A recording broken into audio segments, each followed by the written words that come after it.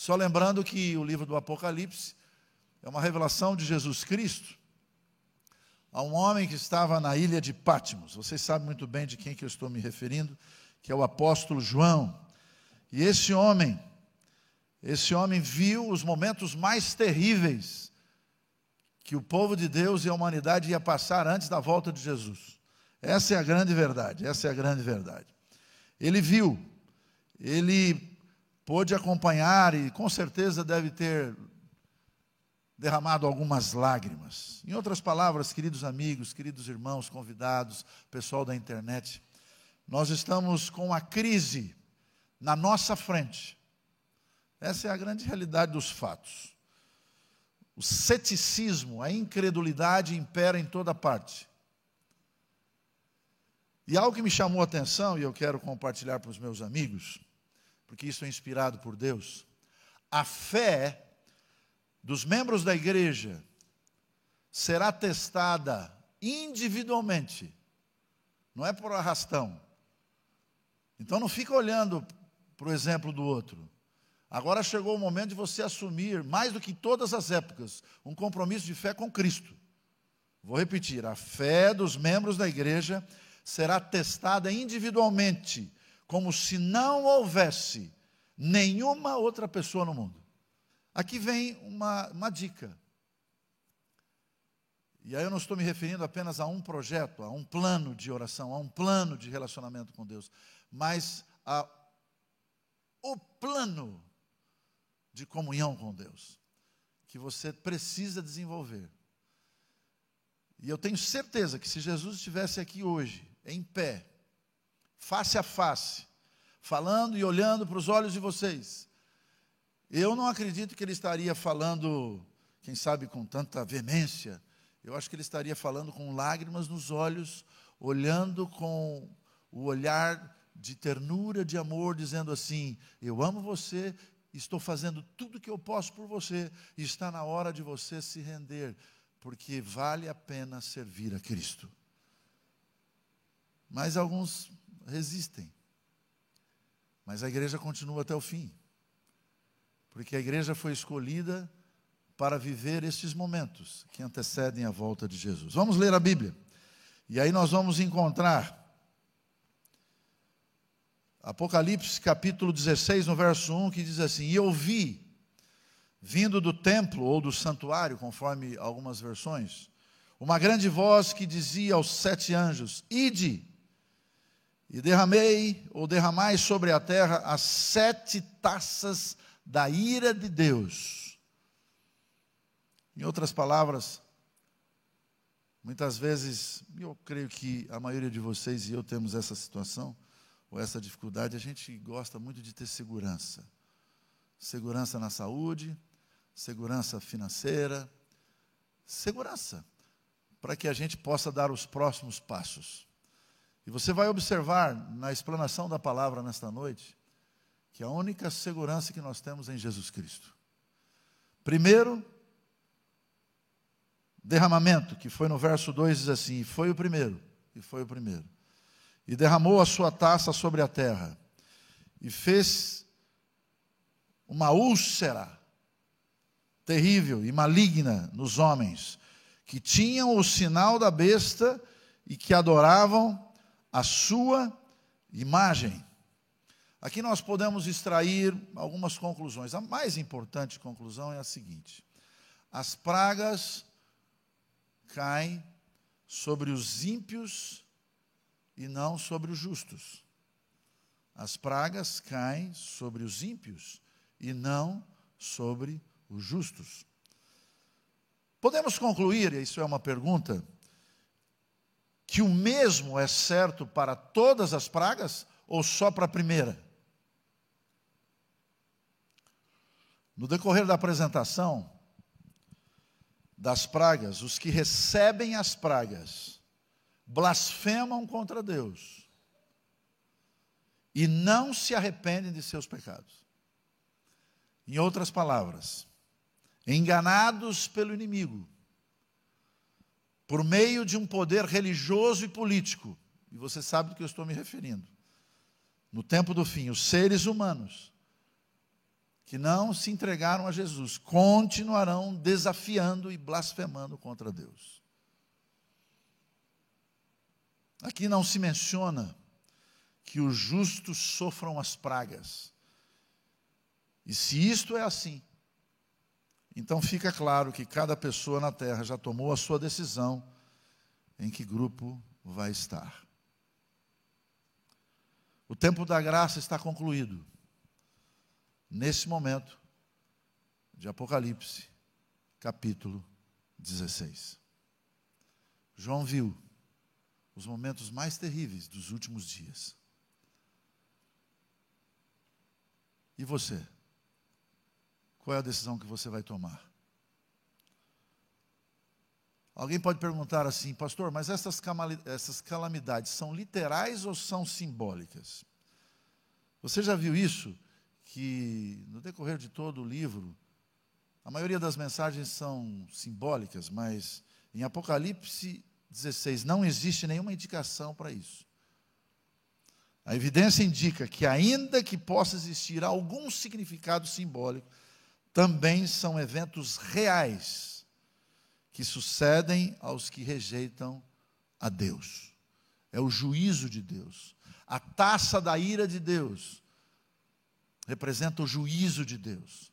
Aqueles que escarneceram da vontade de Deus, aqueles que não amaram a Jesus como seu Salvador pessoal. E aí vem um detalhe importante. Os que receberam, ou os que receberão a marca da besta, aceitarão a marca da besta, não por amor, mas aceitarão a marca da besta, sabe por quê? Por segurança física. Porque se eu não obedecer a marca da besta, eu vou ter alguns problemas, eu vou ter algumas dificuldades. Quem sabe eu não vou poder mais ir nos hospitais. Quem sabe eu não vou ter esse amparo que hoje nós temos no país em que vivemos. Só Jesus pode nos dar a verdadeira segurança. Você concorda com isso? Sim ou não?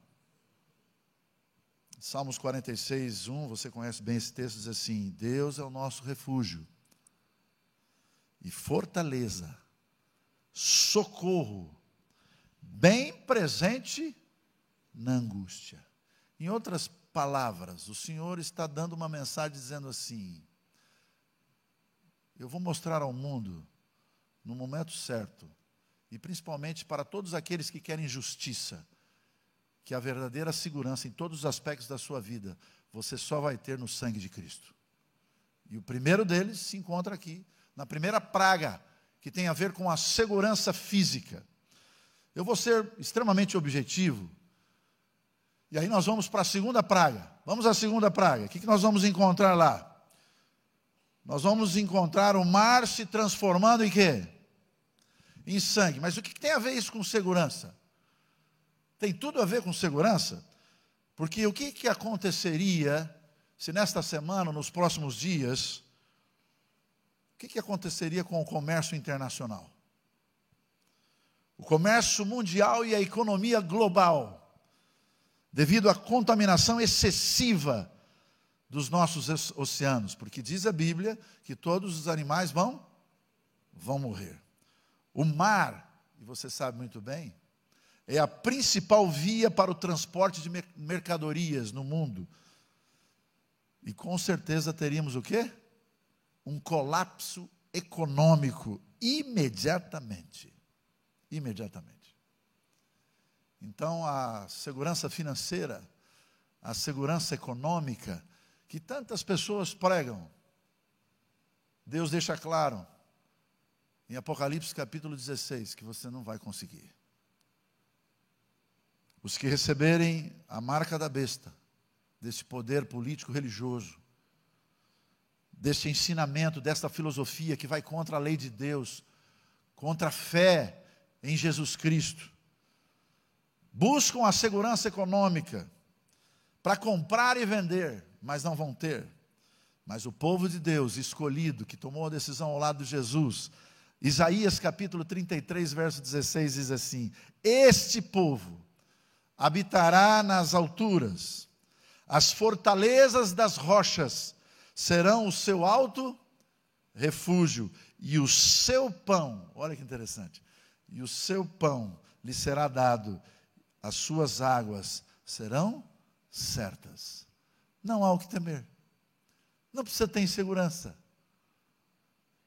Mas é tão complicado, porque a gente está sendo bombardeado todo dia, para a gente ser incrédulo, para a gente não acreditar na Bíblia, para a gente não acreditar no ensinamento da igreja, para a gente não ser uma pessoa equilibrada nos princípios da palavra de Deus.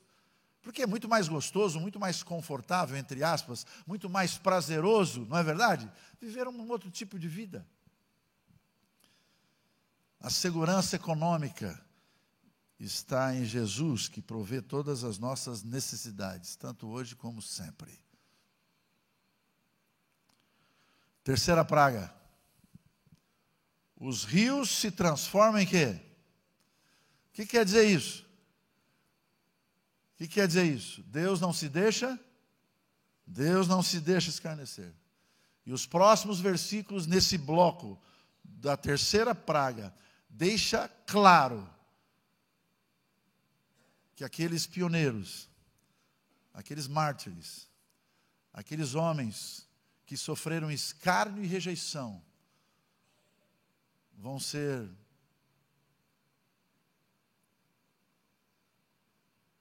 vingados por Jesus Cristo. Porque a Bíblia diz que a vingança de quem? É do Senhor. A gente tenta antecipar esse assunto. A gente tenta se colocar no lugar de Cristo, no lugar de Deus. Mas você não tem poder e não tem autoridade para isso. É só Jesus que tem autoridade para isso. Sabe por quê?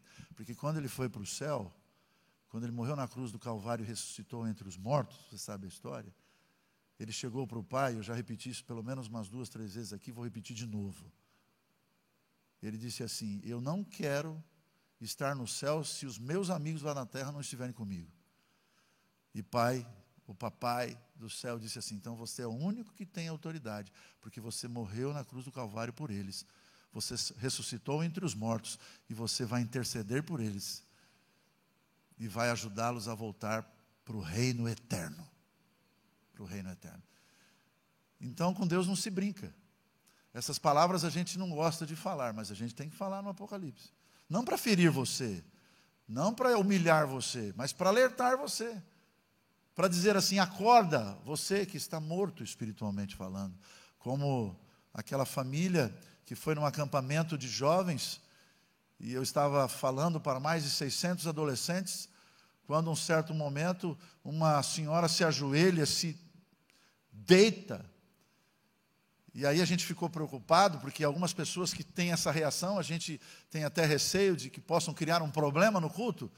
E aí um dos nossos assessores dos jovens foi lá, ajoelhou com essa mulher, e daqui a pouco olhou para mim e disse assim: pode deixar ela falar. E ela disse assim: eu tenho 2 filhos, na verdade eu tinha 2 filhos, porque um morreu por um problema de saúde, e o outro, ele está vivo fisicamente, mas ele está morto espiritualmente. E eu queria mencionar o nome dele. E eu queria que os jovens intercedessem por ele. Eu queria que vocês orassem por ele. Porque ele está fora dos caminhos do Senhor.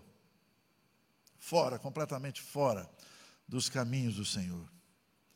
Esses versículos são a chave para entender o significado espiritual que está por detrás. Deus lhes dá a beber sangue, como o sangue imposto nos decretos de morte. Apocalipse capítulo 13, verso 15 diz assim: foi-lhe concedido que desse espírito à imagem da besta, para que também a imagem da besta falasse e fizesse que fossem mortos todos os que não adorassem a imagem da besta. Foram momentos de tristeza, de dor e sofrimento, aqueles 1260 anos, lembra? Da perseguição, que inclusive algumas denominações têm vergonha de aceitar e assimilar que foram responsáveis por aquela situação. Mas a nossa vida está escondida na vida de quem mesmo? De Cristo. E em Salmos, capítulo 91, versos 7 e 8, mesmo com a justiça de Deus, mesmo com as pragas que virão, e não tenha medo, e não tenha receio, elas virão. mesmo que você não goste, mesmo que você rejeite esta mensagem. Mas em Salmos capítulo 91, versos 7 e 8, para aqueles que forem e são fiéis, diz a Bíblia: 1000 cairão ao teu lado e 10.000 à tua direita, mas não chegará a ti. Somente com os teus olhos contemplarás e verás a recompensa de quem? Dos ímpios, dos injustos. Mensagem dura, bem dura. Vamos à quarta praga, que é o calor insuportável do sol. O ano passado nós fomos ao Líbano e sofremos muito. Eu lembro que nos primeiros dias a gente não conseguia nem respirar direito. Parecia que ia morrer lá no Líbano. E isso é fichinha, comparado com o que vai acontecer. Alguns afirmam que isto são efeitos do câmbio climático, como indicadores atuais de como essa praga poderia afetar a humanidade à medida que aumenta a temperatura da Terra. A radiação ultravioleta tem aumentado significativamente nos últimos anos, à medida que a camada de ozônio da Terra se ha degradado.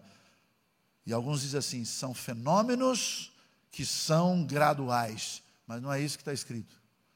A quarta praga provém de quem? De Deus, com um juízo sobre o pecado e sobre os pecadores.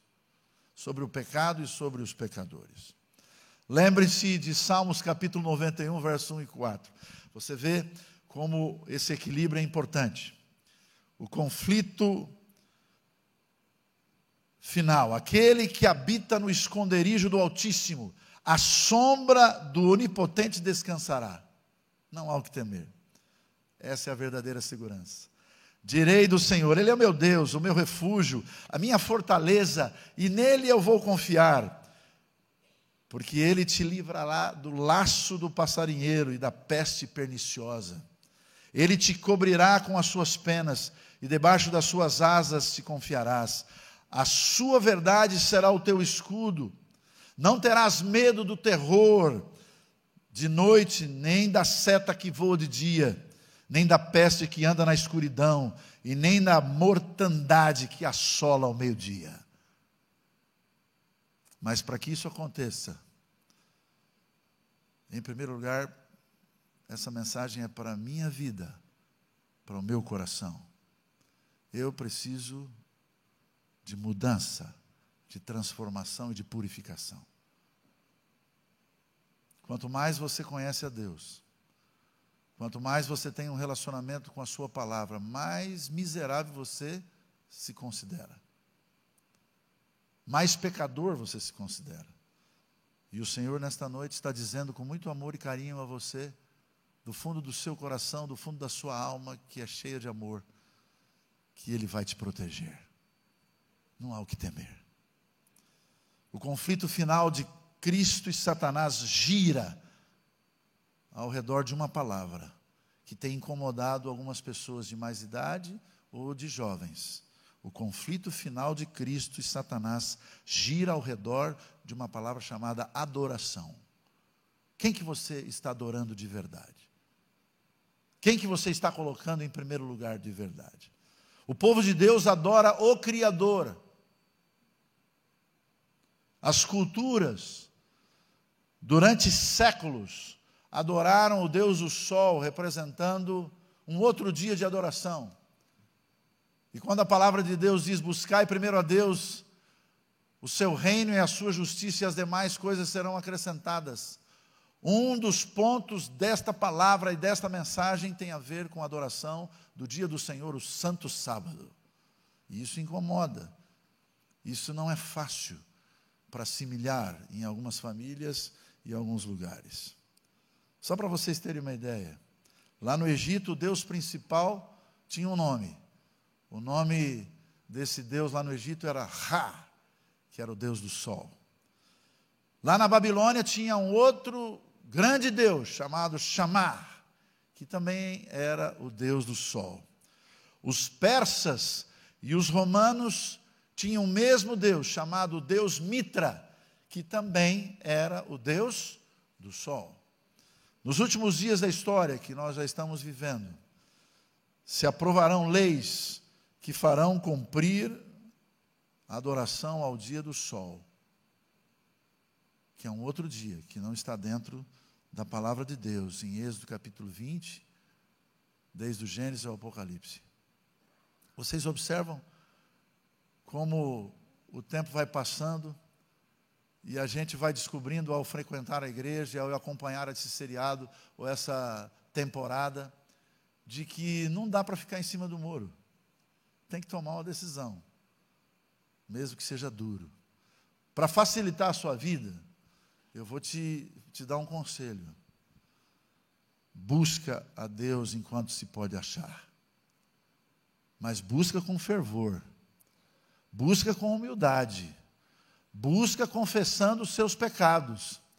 Busca reconhecendo as suas limitações. Aí sabe o que vai acontecer? Ele vai te dar a orientação, ele vai te dar a iluminação, ele vai te dar força para decidir. Porque você sozinho não consegue. Mesmo que você ache que consiga. Quinta praga. Escuridão e dor. Escuridão e dor. O poder da besta tem mantido as pessoas numa escuridão espiritual. E agora a escuridão abaixa sobre eles, como aconteceu lá no Egito. A luz provém de Deus, por outro lado, e não existe trevas no meio dele. 1 João capítulo 1:5 diz assim: e esta é a mensagem que dele ouvimos e vos anunciamos, que Deus é luz, e não há nele trevas nenhuma. Nele estava a vida, e a vida era a luz dos homens. E a luz resplandece nas trevas, e as trevas não a compreenderam. Houve um homem enviado de Deus, cujo nome era João. Este veio para testemunho, para que testificasse da luz, para que todos crescem por ele. Não era ele a luz, mas para que testificasse da luz. Ali estava a luz verdadeira, que ilumina todo homem que vem ao mundo. Estava no mundo, e o mundo foi feito por ele, e o mundo não o reconheceu. Veio para o que era seu, e os seus não o receberam. Sexta praga. A seca do rio Eufrates. Vocês sabem muito bem que quando a gente faz o paralelo, lembrando ali da destruição daquele reino, o inimigo veio, desviou a água do rio Eufrates para entrar e dominar e possuir o reino babilônico. Da mesma forma acontecerá nos dias que nós vivemos. E existem 3 poderes que vão se unir, que já estão se unindo aos reinos da terra. E a Bíblia diz, se referindo à sexta praga, que tem um chamado dragão, tem outro chamado a besta. O dragão todo mundo sabe quem é, não sabe? Como é o nome do dragão? Satanás. A besta é esta instituição político-religiosa que está totalmente apostatada. Mas tem um terceiro, que é o falso profeta. E alguns dizem que tem a ver com Apocalipse capítulo 13, que se refere àquela besta que tinha uma aparência de cordeiro, mas não tinha nada de cordeiro. Que envolve uma nação poderosa. Mas mais do que isso, o falso profeta tem a ver com uma influência que aconteceu na história. Quando, alguns anos atrás, um grupo de reformadores vieram para New England, um exemplo da história. Um barco famoso chamado Mayflower, trazendo aqueles que confiavam em Deus e em sua palavra. Mas o tempo foi passando e eles se uniram à primeira besta, que não acredita no sábado como o dia do Senhor. Mas fora isso, eles ensinam uma mensagem bonita. Eu acredito que é uma mensagem agradável para se ouvir, mas ela é mentirosa. Que mensagem é essa? É aquela mensagem que diz assim: olha, se você tiver algum problema de saúde ou vier a morrer, não se preocupe. O que vai acontecer com a tua vida? Você vai ter um tempo para recuperar, tá certo? Então tem uma filosofia que diz assim: você vai ser reencarnado numa outra forma, e você vai pagar o preço de ser restituído, porque Deus é amor, Deus ama todas as pessoas. No final todos vão ser salvos. Para você pode demorar mais, para o outro pode demorar menos, mas no final vai dar tudo certo. Isso é mentira. É bonita essa mensagem, mas é mentirosa essa mensagem. Não tem nada a ver com a palavra, não tem nada a ver com os ensinos de Deus. E outros dizem assim: não, você vai para o céu diretamente, ou você vai pagar um preço lá no purgatório, e se você não se recuperar, vai para o inferno e vai queimar para sempre. Não é assim? E algumas pessoas envolvidas com o conforto, com o prazer, com a tranquilidade da vida de segurança econômica, de saúde, de bem-estar, vai entrando nessa conversa e nessa influência, e esquece que quando a porta da graça se fechar, não adianta chorar, como aconteceu com o meu filho algum tempo atrás, quando nós estávamos em Poços de Caldas. E alguns de vocês conhecem essa história. Meu carro teve problemas técnicos e mecânicos. Eu telefonei para a Rádio Novo Tempo, que tem uma boa Rádio Novo Tempo em Poços de Caldas. Eu estava ali com toda a minha família, a gente ia tirar um dia de descanso. Eu estava fazendo mestrado aqui em Engenheiro Coelho. Meu filho queria subir no bondinho. Quantos já foram no bondinho de Poços de Caldas? Tem um restaurante, tem uma série de coisas interessantes. E qual não foi a minha surpresa quando buscaram o carro e eu, por desconfiança, eu não conhecia o mecânico, eu fiquei acompanhando e minha esposa ligando e dizendo assim: quando é que você desce? Porque o Felipe inclusive trabalha aqui, ele quer subir com você lá no bondinho. E eu falei: espera que está terminando, porque o mecânico sempre diz que está terminando. E aí, quando deu 5h30, terminou o concerto e eu saí em alta velocidade. Era na parte superior da cidade, eu desci uma rua, cheguei lá no centro, na praça, vocês conhecem o lugar. E quando eu cheguei na frente do bondinho,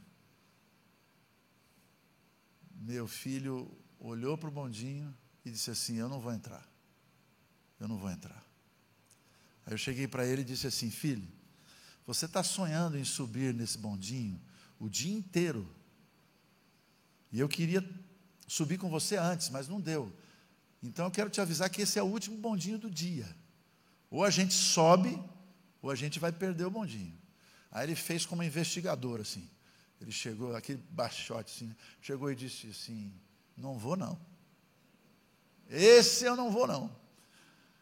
E eu falei: você tem certeza? Tenho certeza. Aí as minhas sobrinhas, a Alana e a Luana, aproveitaram o ticket, entraram e a porta fechou.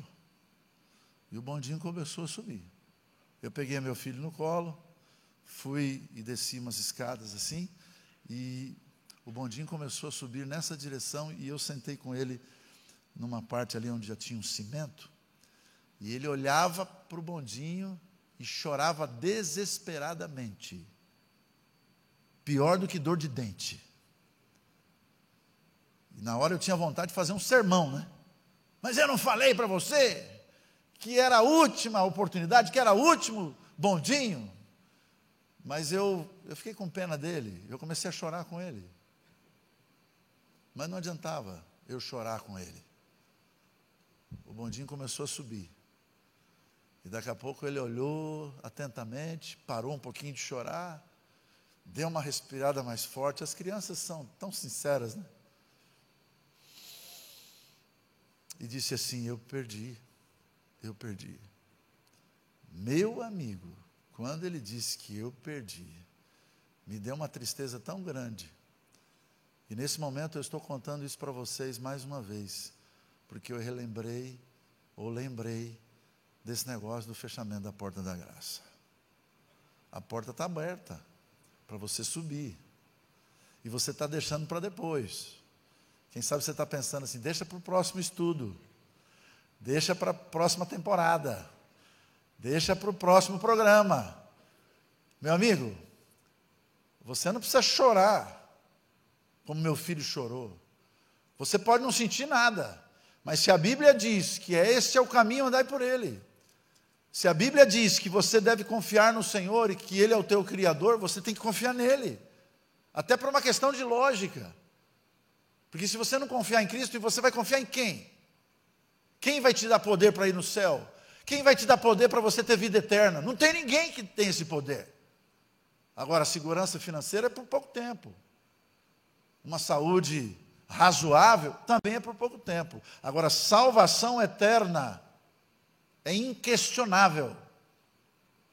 E aí, quando o apóstolo João olha as cenas terríveis do final do mundo, ele apresenta esse tema e ele reforça. Quantas vezes eu disse para vocês e os outros oradores aqui que a história vai e volta, apresentam as trombetas, os selos, as 7 igrejas, não é assim? Vai e volta, para reforçar, para dizer assim: ainda há tempo, vem comigo.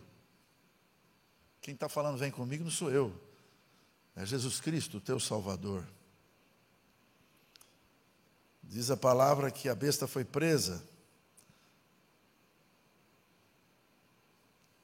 e com ela o falso profeta, que diante dela fizeram os sinais com que enganou os que receberam o sinal da besta e adoraram a sua imagem. E está escrito aqui, não confunda. Estes 2 foram lançados vivos no lago de fogo que arde com enxofre. Como é duro falar isso, para mim é difícil.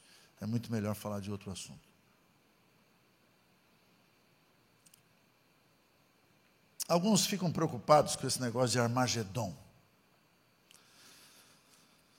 E temos problemas na igreja com pessoas extremistas e fanáticas. Eu só queria fazer um comentário sobre o Armagedon. Essa grande batalha. Lugar onde esses 3 poderes se reúnem, não é assim? Para uma grande batalha. E o lugar em hebreu é chamado Armagedon. Esse nome é associado a um lugar chamado Megido, ou Megido, uma cidade em Israel, na antiga estrada do Egito a Damasco. Esse espaço foi um grande campo de batalha no mundo antigo. Foi onde Baraque e Débora derrotaram Sísera e os seus carros em Juízes capítulo 4. O rei Acasias morreu nesse lugar em batalha, em 2 Reis capítulo 9, verso 27. O bom rei, chamado Josias, perdeu a sua vida na batalha com o faraó Neco, em 2 Reis capítulo 23, verso 29. Armagedon, olha para mim aqui, é a batalha final, no grande conflito entre Deus e Satanás. Não é uma batalha militar literal, entre nações da terra, é uma batalha entre o bem e o mal, antes que Jesus venha. Em outras palavras, os poderes do mal sabem que lhe resta pouco tempo, e eles estão numa estratégia maquiavélica, preparando um contra-ataque espiritual contra o povo de Deus. E se você for superficial, e eu também, a gente não vai resistir. Tem muita gente que já saiu daqui. Tem muita gente que zomba da igreja, que zomba do livro sagrado, achando que aquilo que vai converter as pessoas e mudar o coração das pessoas são eventos, são grandes shows e grandes programações com efeitos especiais. Nada vai substituir a palavra de Deus. Nada vai substituir a segurança na intercessão de Jesus Cristo, nosso Salvador.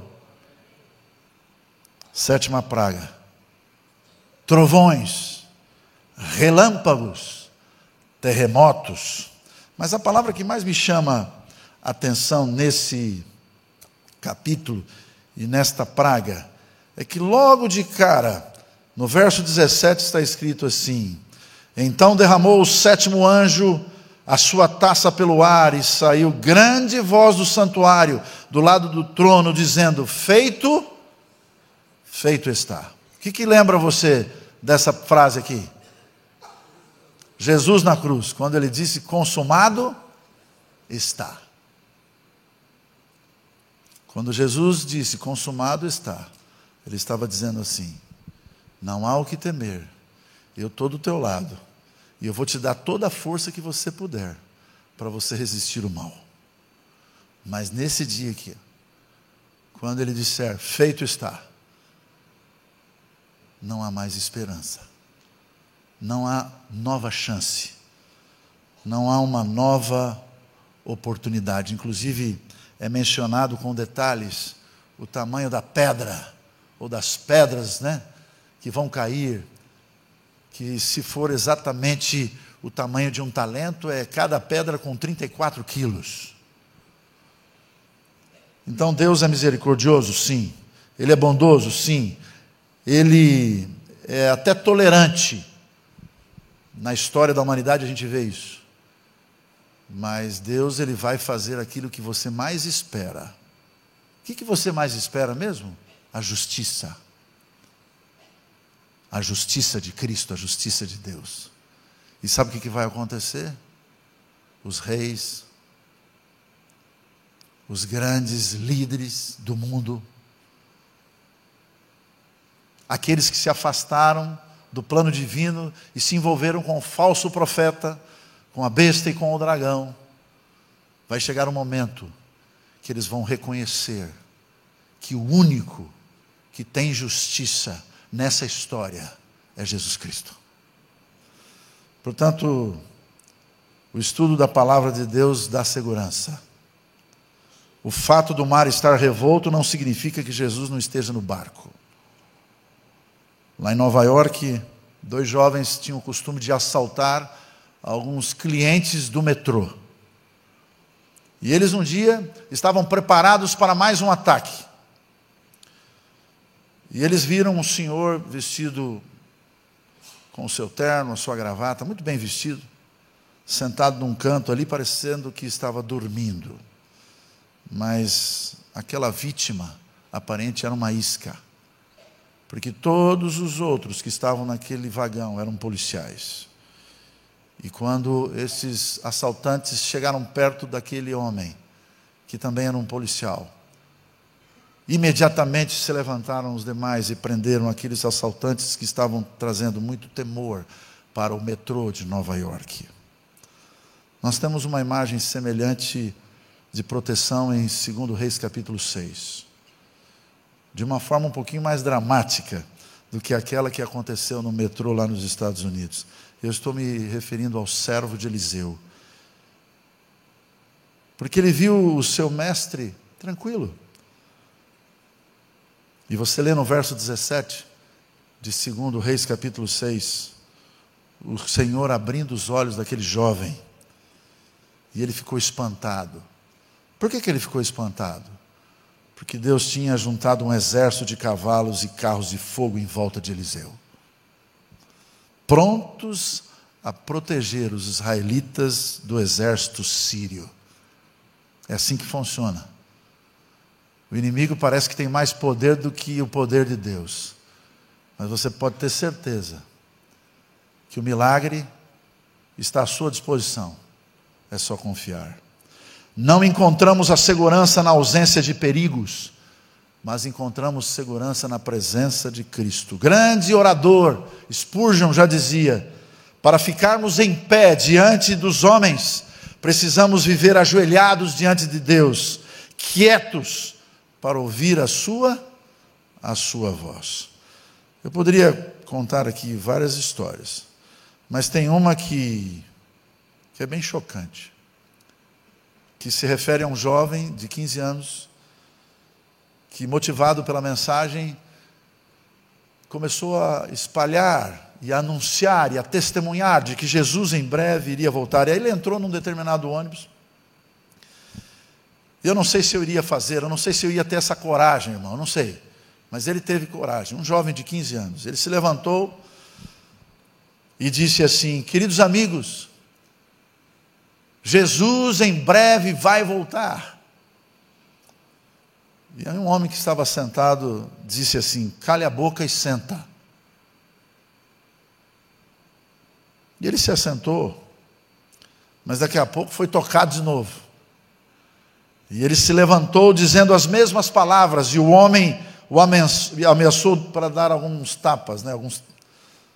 E o menino se calou, mas Deus continuava tocando o seu coração, e ele se levantou e gritou que Jesus estava voltando. O homem com o filho no colo foi em direção ao garoto de 15 anos para agredi-lo, quando o seu bebê, a sua criança, disse: papai, não bata nele não, ele é enviado de Deus. Esse homem, naquele momento, começou a chorar. Sabe por quê?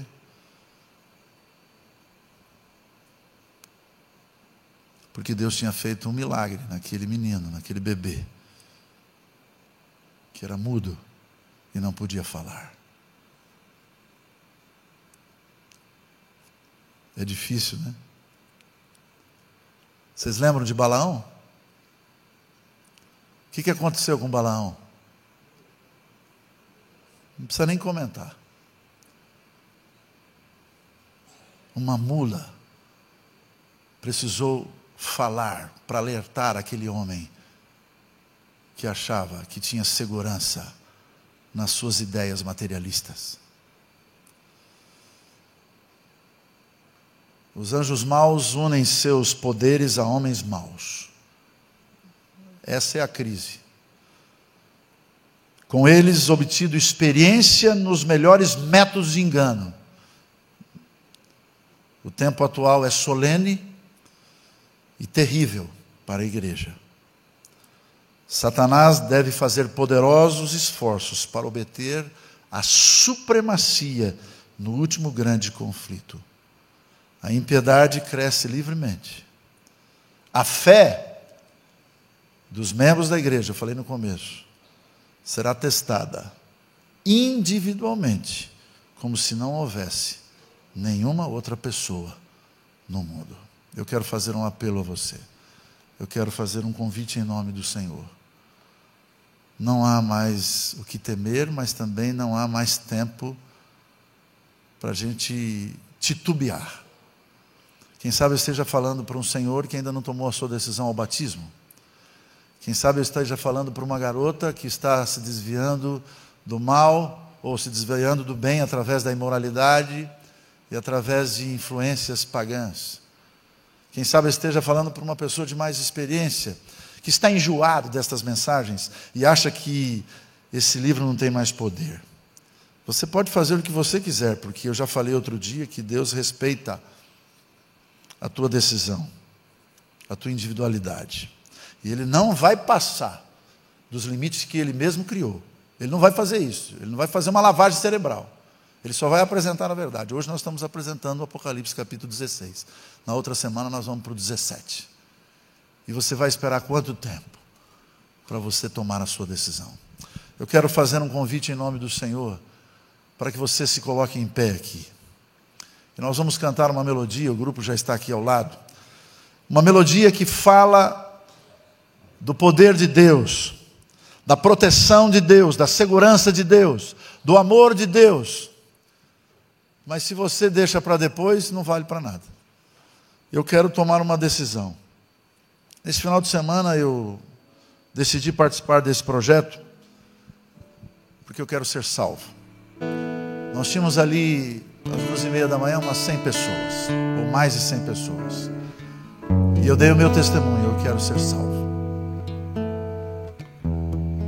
Eu quero que a minha esposa seja salva. Eu quero que meus filhos também estejam no reino dos céus. Mas você vai ficar impressionado com o que eu vou te dizer agora. Quando você começa a estudar um pouquinho mais a Bíblia, alguns colocam em primeiro lugar a Deus, ok? Está tudo certo.